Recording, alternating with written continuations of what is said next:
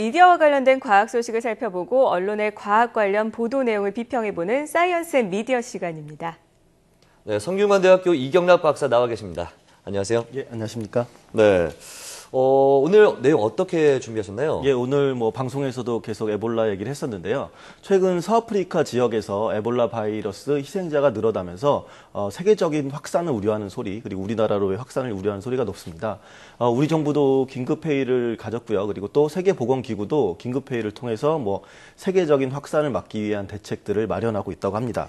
오늘은 이와 관련해서 우리나라 언론 보도의 내용과 그리고 앞으로 과학적 보도와 이와 관련해서 과학적 보도 어떻게 해야 될지 그 방향성에 대해서 좀 이야기를 나눠보도록 하겠습니다. 네, 그렇다면 우선 이 에볼라 바이러스가 무엇인지부터 정확히 짚어봐야겠는데요. 네. 어떤 바이러스입니까? 앞에 방송에서도 많이 설명이 됐습니다만 좀 과학적인 부분을 설명을 드리자면 네. 에볼라 바이러스는 에볼라 출혈열이라고도 이제 불리기도 합니다. 그래서 에볼라 바이러스는 치사율이 높은 급성 열성 감염 이렇게 좀 이야기를 할 수 있는데요.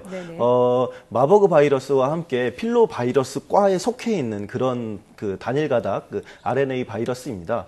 에볼라 바이러스는 이게 처음 발견된 장소에 따라서 이름이 이제 붙여져서 요 밑에 A형들이 이제 구분이 됩니다. 그래서 자이르형, 수단형, 코트디부아르형, 레스턴형, 그리고 분디분교형 이렇게 해서 5개의 아종이 그 안에 이제 속해 있습니다. 네. 이 중에 필리핀에서 기원한 레스턴 A형을 제외하고는 모두 아프리카가 기원인 그 바이러스입니다. 그래서 이 때문에 현재 그 서아프리카에서 진행 중인 그 에볼라 바이러스 확산에 세계가 주목을 하고 있는데요.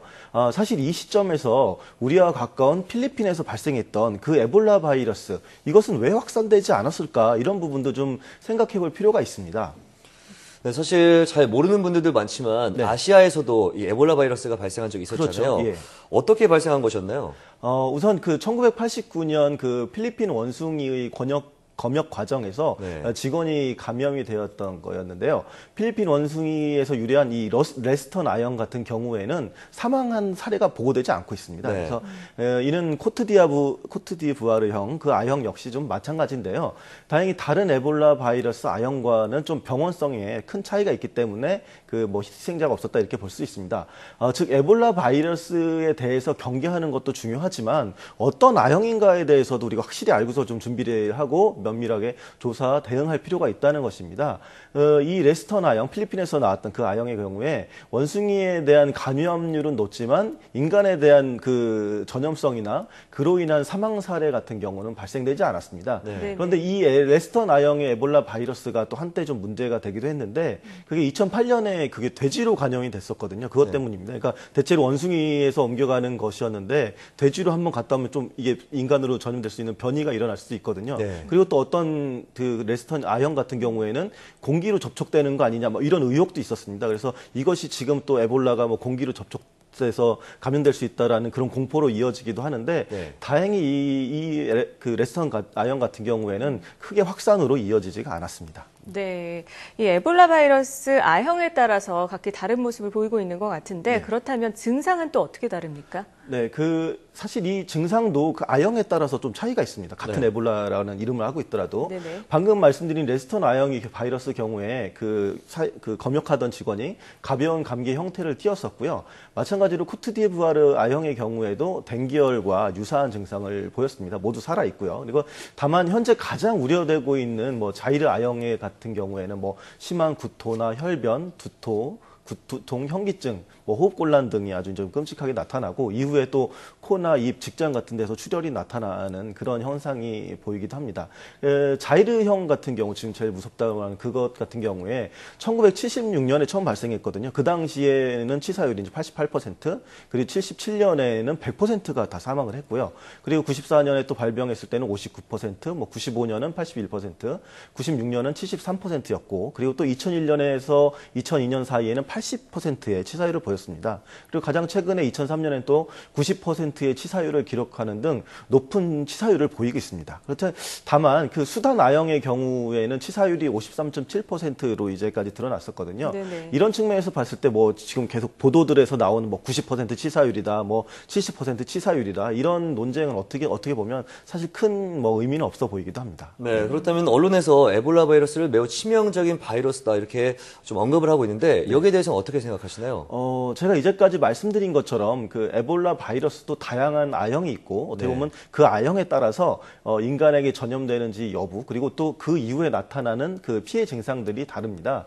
그런데 우리 언론은 마치 그 에볼라 바이러스라는 큰 그 바이러스에 감염이 되면 모두 다 마치 치사율이 높다고 계속 얘기하니까 네, 그렇죠. 다 죽는 것처럼 보도를 하고 있습니다. 네네. 물론 에볼라 바이러스와 같은 치명적인 위험에 대해서 사전에 감시를 하고 그리고 우리 국민들에게 그 조심을 시키는 것 이런 것들은 매우 중요합니다. 그러나 실제 피해 지역에서 에볼라가 확산된 이유를 보게 되면 단순하게 이렇게 사람들이 뭐 숨을 같이 여럿이 모여 있다 이런 것들이 아니라 그 어떻게 보면 가난으로 인한 의료기기를 뭐 재사용 한번 썼던 걸 씻어서 한다거나 혹은 뭐 아까도 그 보도에도 나왔지만 편견 때문에 의료진 때문이다 뭐래서 치료를 거부하는 등 뭐 이런 것들이 훨씬 더 주된 원인이거든요. 그런 것들을 감안하면 그 에볼라 바이러스에 대해서 좀 과학적인 접근이 필요해 보입니다. 가장 대표적인 예로 아까도 이제 보도에 나왔던 그 미국의 예를 들 수 있는데요. 미국은 이제 과학적으로 생각을 했던 거죠. 어떻게 하면 감염이 되고 안 되고 이런 것들 봤기 때문에 그 미국 정부는 여론의 반대에도 불구하고 미국민을 살리겠다는 그런 일념하에 에볼라에 감염된 연구자를 또 귀국시켜서 치료를 지금 하고 있습니다. 네. 물론 이 과정에서 감염된 연구자는 물론 동행한 뭐 안내인 같은 거는 모두 방호복을 입은 상태였는데 이제 지금 과학적으로 더 안전하게 더 오히려 또 연구를 할 수 있는 계기를 마련한 것이라고 볼 수가 있겠죠. 네. 그런데 이에 대해서 미국 내 여론도 별로 좋지 않은 상황이죠. 네, 그렇습니다. 그래서 미국 정부는 해당 병실을 또 완전히 또 격리시켜서 이제 안심해라 이런 것들을 보여주기도 했습니다만 자연스러운 공포심 이런 것들은 차단을 할 수가 없습니다. 그런데 저는 이러한 그 미국 내 여론이나 우리나라도 그렇지만 어떻게 보면 영화 등의 그 매스 미디어가 만들어낸 언론도 비롯해서 그런 공포가 한몫하고 있다고 좀 생각이 듭니다. 네. 과거 그 에볼라 바이러스를 다룬 그 아웃브레이크 같은 그런 영화들이 있는데 이런 영화들을 통해서 잘못된 간접 경험을 하는 것이죠. 뭐 그런 측면도 어떻게 보면 공포를 확산시키는 그런 측면도 있다고 보여지고요. 우리나라의 경우에도 뭐 국제 행사 개최에 대해서 굉장히 인신공격적인 비난까지 이렇게 나타나고 있는데요. 에볼라 바이러스의 자체의 위험성보다 어떻게 보면 그로 인해서 나타날 수 있는 종말적인 그런 상황을 그걸 너무 이제 우리가 과잉 추론하고 있는 것 아닌가 이런 측면이 더 좀 문제가 되지 않나 이렇게 생각이 됩니다. 네, 그럼 앞으로 언론들은 어떤 식으로 보도를 해야 할까요? 네, 그 YTN 사이언스 같은 경우 이미 지난 4월에 바이러스 관련된 특집이나 프로그램을 마련했었거든요. 그래서 간단히 바이러스에 다루기도 했는데요. 이런 맥락에서 어떻게 보면 바이러스 발생 주기가 짧아지고 있는 이 사실이 어떻게 보면 더 중요한 그 시사점이 아닌가 생각됩니다.